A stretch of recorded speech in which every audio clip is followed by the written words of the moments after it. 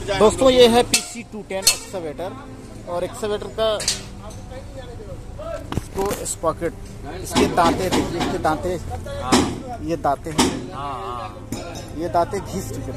हमें दिखाओ और इसको हमारे बारे में कुछ कहिए। गैस कटर से काटा गया है, हमारे बारे में उसके बाद इसमें बोल्ट लगाया गया है, फंसाया गया है।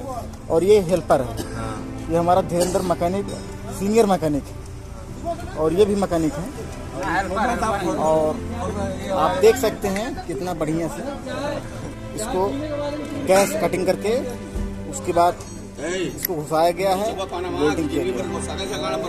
आप देख सकते हैं ये एक्सकवेटर है। हर काम में मोटा काम में वो सादे